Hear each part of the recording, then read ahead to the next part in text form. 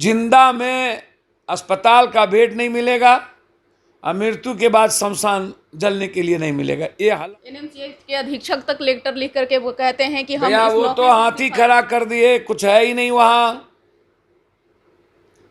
पिछली बार भी देखने को मिला था। बस आप लाश देखिए, जिंदा में अस्पताल का बेड नहीं मिलेगा और मृत्यु के बाद शमशान जलने के लिए नहीं मिलेगा। ये हालात हैं।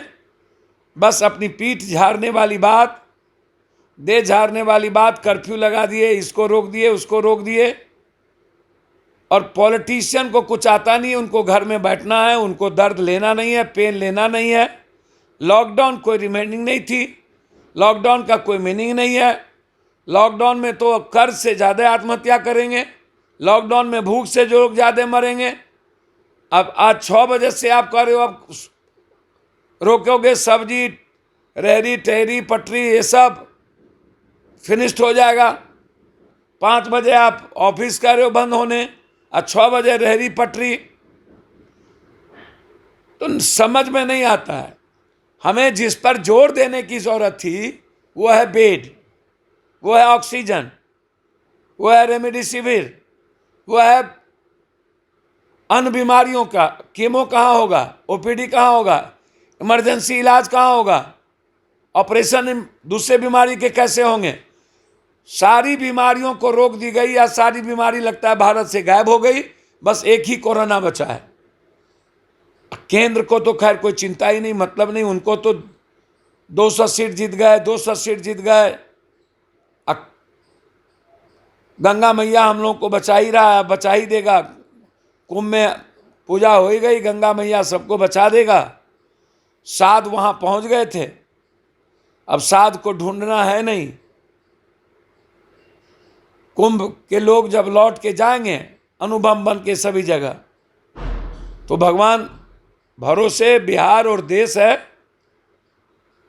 हम 1.25 साल में कोई व्यवस्था नहीं कर पाए, ना बेड की, ना वैक्सीन लगाने की। हम आयात की बात करते रहे।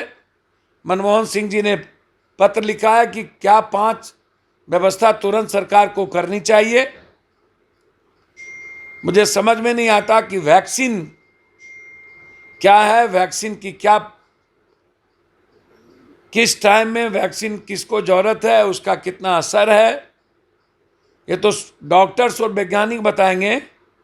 लेकिन मैं आपको कह रहा हूं, यदि वैक्सीन किसी चीज़ों की एक नीड से आवश्यकता है तो वो उपलब्ध नहीं है, तो भारत में जो सबको जरूरत है वो कुछ भी उपलब्ध नहीं है। इसीलिए मरना की जो संख्या है वो कोरोना से नहीं, एक तो पैनिक खौफ पैदा कर दी गई, दूसरी कंप्लीट रूप से कोलैप्स हो गया सिस्टम। हम उस पर हमारी निगाहें कम है। हमने पहले से ऑक्सीजन को डबल नहीं बढ़ा पाए, हम पहले से ज़्यादा से ज़्यादा सेंटर नहीं बना पाए, पहले से हम प्रिकॉशन नहीं ले पाए, एहतियातन हम नहीं बरत पाए। तो लापरवाही के कारण आज इस तरह की स्थिति है। और सरकार एक तरफ देशद्रोही निकले हमारे चुनाव आयोग, और दूसरी तरफ नरसंहार के ये लोग दोषी हैं। सरकार, इन लोगों ने नरसंहार किया है। आज चुनाव आयोग पर देशद्रोह का मुकदमा लगना चाहिए, इन लोग पर नरसंहार का मुकदमा लगना चाहिए। ये सिस्टम पर, ये पदाधिकारियों पर इन लोगों ने लूटा है। इन लोगों ने आज भी, ये लोग कंप्लीट उसमें व्यापार ढूंढ रहे हैं। और जो ये बिचौलिया है, ब्लैक मार्केटिंग जो कर रहा है, वो पैसे कमा रहे हैं, निजी अस्पताल वाले भी और बिचौलिया भी। जी, बहुत बहुत शुक्रिया सर। तो इस खबर बस इतना ही। देखते रहिए न्यूज़ नेशन। धन्यवाद।